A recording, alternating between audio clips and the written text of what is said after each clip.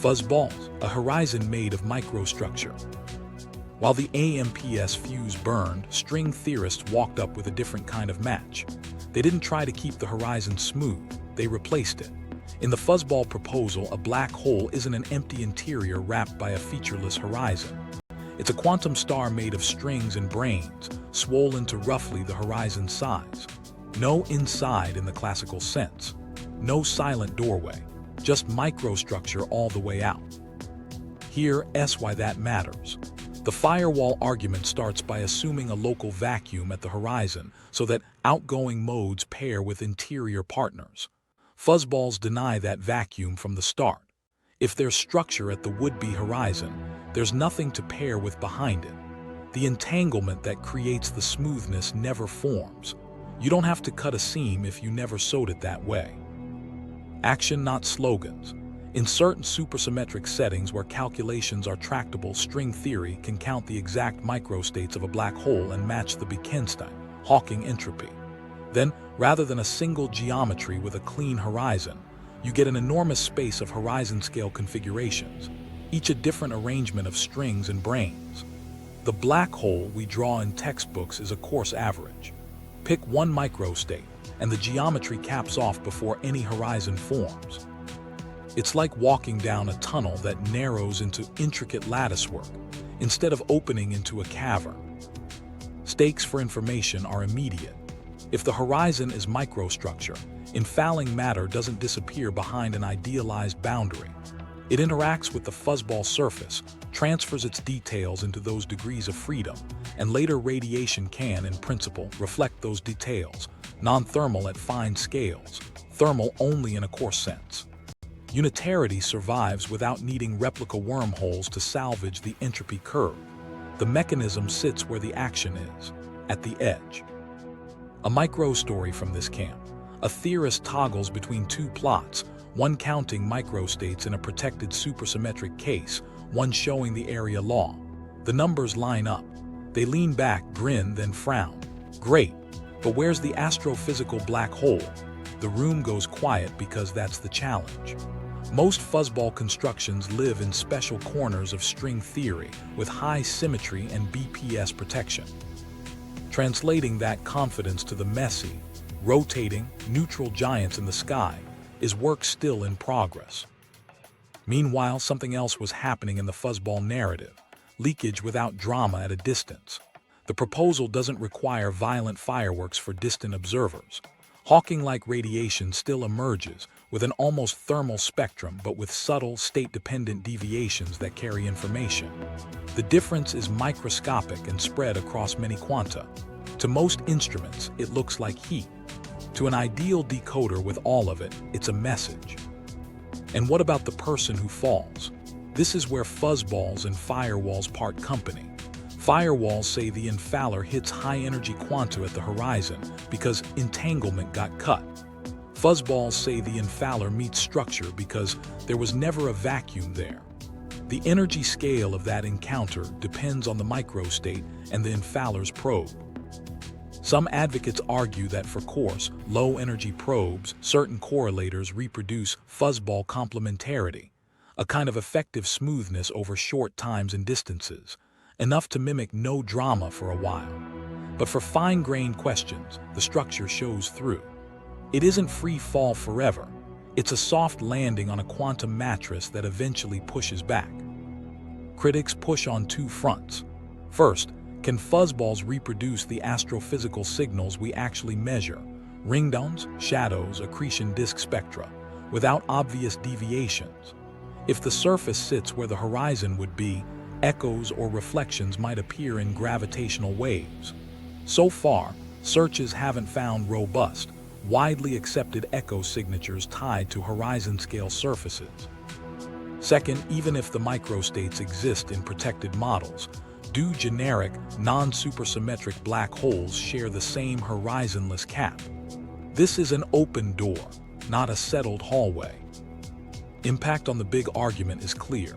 Fuzzballs drop no drama in the strict sense at the horizon, but keep outside effective field theory intact and save unitarity with a tangible mechanism. They don't need an island prescription to lower entropy. The degrees of freedom at the edge write the page curve by hand. If they're right, the firewall isn't a sudden wall of energy. It's the permanent fact that the horizon was never empty. The boundary always talked because the boundary was the system. There's a human beat here. A young researcher stares at a sketch of a capped-off throat and whispers, "So the inside is a myth." Their advisor shrugs. A useful myth until you ask too much of it. The promise of Fuzzballs is blunt. Make the microstates concrete and you don't need paradox to keep score. But to carry that promise from chalkboard worlds to the black holes we photograph, the microstructure has to survive reality's test. That's the next fight. Equals Epper and soft hair, keeping the horizon smooth. While Fuzzballs rewrote the edge's structure, another camp tried to keep the doorway calm without sacrificing the book. Their bet wasn't to add matter at the horizon, but to change what we think space and entanglement mean. Start with a strange sentence that took years to sound less crazy. Entanglement is geometry. ER equals EPR. Here's the claim in plain terms. Take two quantum systems that are maximally entangled, call them twins. From far away, they're just correlated. From the right gravitational angle, those correlations look like a non-traversable wormhole connecting them, an Einstein-Rosen bridge. You can't fly through it. You can't send a message. But as a bookkeeping device for how pieces of a pure state are tied together, the bridge is the map. The more entanglement, the thicker the bridge. The less entanglement, the thinner it gets. Cut the entanglement and the bridge pinches off. Why does that matter at a horizon? AMPS forced late radiation B to be entangled with early radiation R if unitarity holds. Equals Epper says that entanglement is a kind of geometric link. So B's purification with R can be drawn as a thin web of non-traversable bridges from the black hole to the radiation bath. No one walks across, but the pattern changes the interior's bookkeeping. Instead of B needing a separate, independent partner A behind the horizon, its partner is encoded across R with the bridge tracking that time. You don't violate monogamy because A, defined carefully, isn't independent of R. The interior isn't a standalone warehouse. It's a reconstruction from the outside entanglement structure. Action, where this becomes more than a metaphor, shows up in toy models and holography. In Add SCFT, cooling or heating the boundary theory changes the bulk geometry. Entanglement wedges, the regions of the bulk reconstructible from a given boundary region, grow and shrink as you change which degrees of freedom you hold. Move enough information into R, and the wedge that belongs to the radiation can include an island behind the horizon. That's the island rule we met earlier, now wearing equals Epper badge. The bridges don't let you send a signal, but they shift what counts as inside for the purpose of reconstruction. Smoothness for the infaller becomes a property of whether the right entanglement is intact, not a fixed feature of a place. Stakes for a human falling in. If nobody has tried to violently distill R into a form that singles out B's purification, the entanglement web remains unbroken. The local state near the horizon still looks like vacuum, no furnace. If in principle, a godlike decoder outside assembles RB and drags it back, the web structure changes relative to that observer. Some versions of the proposal say this can destabilize the interior for the infaller, replacing smoothness with excitations. Smoothness isn't a promise. It's a contingent truce that holds as long as certain operations aren't performed. The firewall becomes a conditional outcome of meddling, not the default. Meanwhile, a softer idea arrived at the edge: soft hair. Hawking, Perry, and Strominger argued that black holes aren't bald after all. They carry an infinite set of subtle charges associated with asymptotic symmetries, BMS supertranslations and their cousins. These soft modes live at zero energy in the limit, but record how fields cross the horizon. Think of them as a ledger etched into the boundary's fabric. Infalling matter shifts the soft charges. Outgoing radiation can, in principle, be stamped by those shifts. Here's why it matters. If the horizon hosts soft hair, then even a nearly thermal flux can carry imprints, tiny angle-dependent correlations or phase relationships that depend on what fell in.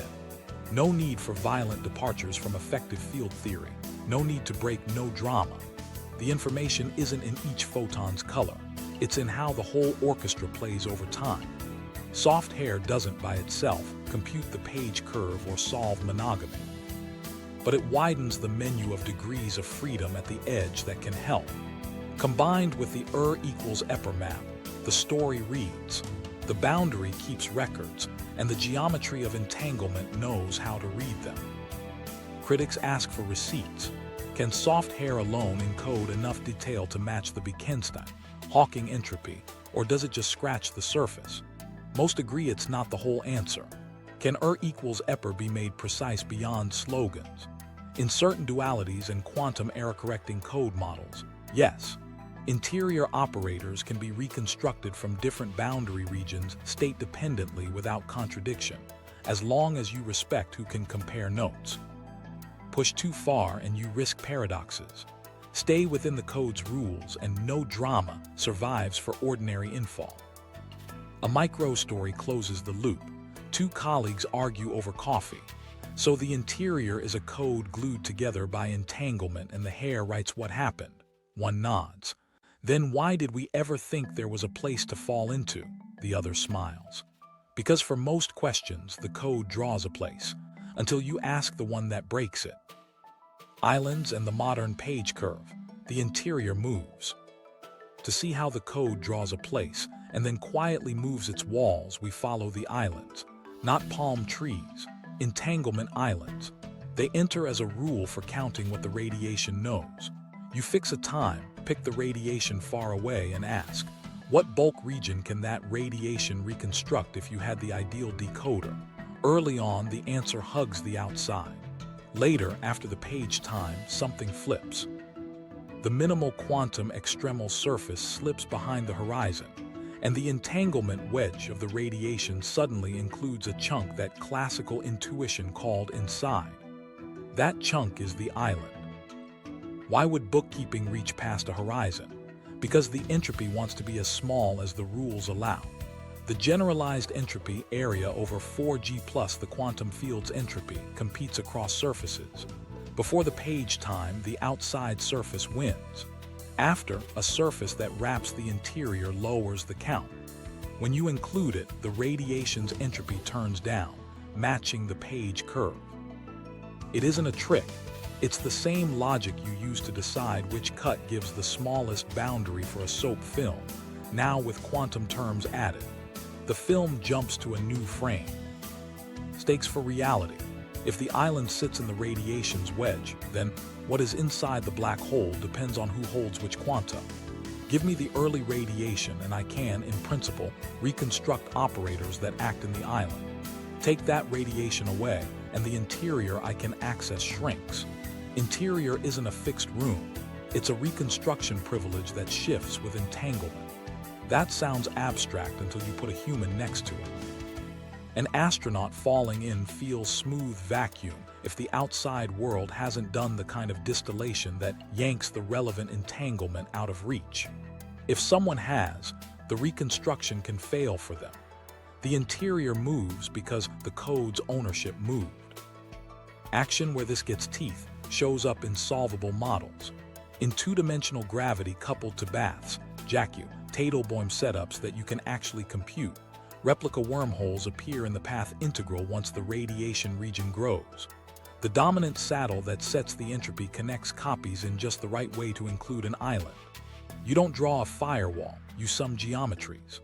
The page time emerges from parameters you control: coupling, temperature, size of the bath. You can watch the minimal surface jump in a plot and know you've crossed from no island to island with a change in dominance, not a decree. Meanwhile, something else is happening in the language of quantum error correction. In holography, bulk operators are redundantly encoded in boundary degrees of freedom. One boundary region might reconstruct a point in the bulk. A different region can reconstruct the same point with a different map. This redundancy is what protects the interior from small errors. Islands extend that logic to the radiation. The decoding key that includes the island isn't any single photon. It's the right global slice of the radiation Hilbert space. That's why the information can be out there without any one detector seeing it. The code spreads it so thin you need almost everything to call it back. Impact, immediate for the paradox. Monogamy starts to look less like a brick wall and more like a ledger's constraint. If the island is part of the radiation's wedge, then the late mode B can be entangled with the interior partner A, and still be entangled with the early radiation R because, from the code's perspective, A isn't independent of R after the page time. They're two reconstructions of the same underlying degrees of freedom. You didn't let B marry two partners. You realized there was one partner scene in two mirrors. That reframes the AMPS fork without magic. You keep unitarity and effective outside physics, and you keep smoothness as long as nobody performs operations that invalidate the reconstruction for the infallo. A microstory lands the point. A grad student writes interior equals reconstruction on a board, then erases interior and writes access. The professor nods. Good, now ask who has it, they list. The radiation holder with the right key, the near horizon lab, the infallo. 3 perspectives, 3 wedges, 1 global state. The room goes quiet because the place we thought was a place is now a view. There's a cost baked in. The island rule is a statement about entropy, not a blueprint for a device. It tells you that decoding is possible in principle and how the count stays honest. It doesn't hand you the algorithm to reconstruct an interior diary from trillions of quanta. Complexity still stands at the door, arms crossed. But principle matters. Physics won't let you lose the diary. It also won't let you put it on a single shelf. And the horizon. It keeps whispering, but the whisper's meaning changed. The boundary talks because the boundary is where the code lives. The interior moves with the code, and our comfort with here and there has to move with it. The page curve isn't just a plot, it's a map of that motion. Observational hints and hard limits. While all this math moved walls, telescopes kept staring at the edge of darkness, asking a simple question. Does any of it leave a mark we can see? The answer so far is careful. We see horizons behave like horizons. We don't see fire, but the way we don't see it matters. Start with the loudest events in gravity, the mergers that shake spacetime. LIGO and Virgo catch black holes spiraling together and ringing down like struck bells. Those ringtones match general relativity's predictions for smooth horizons frighteningly well. If there were a hard surface just outside, you might expect echoes, late-time faint repetitions as waves bounce between the surface and the photon sphere. Teams have hunted for those whispers in data, sometimes claiming hints, then walking them back as analysis improves. As of now, no robust, community-accepted echo signature stands. That doesn't prove the horizon is empty. It sets a bar. If there's structure, it either sits so close to the horizon that echoes are vanishingly delayed and damped, or it doesn't reflect the way a wall would. Meanwhile, something else was happening at radio wavelengths. The Event Horizon Telescope took portraits of M87 and SGR-A, showing a ring of emission shaped by gravity lensing light near the edge. Those images agree with a spacetime that bends paths exactly as a classical black hole would. No bright surface glare where a solid object would heat up under infalling matter. That constrains horizon-scale surfaces that radiate like normal matter. It doesn't veto subtle hair or code-like structure. It just tells you the boundary, if it's there, stays quiet to crude probes.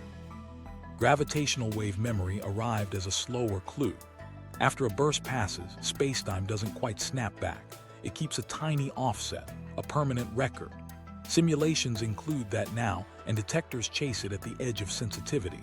Memory doesn't test firewalls directly, but it tests the precision of our models.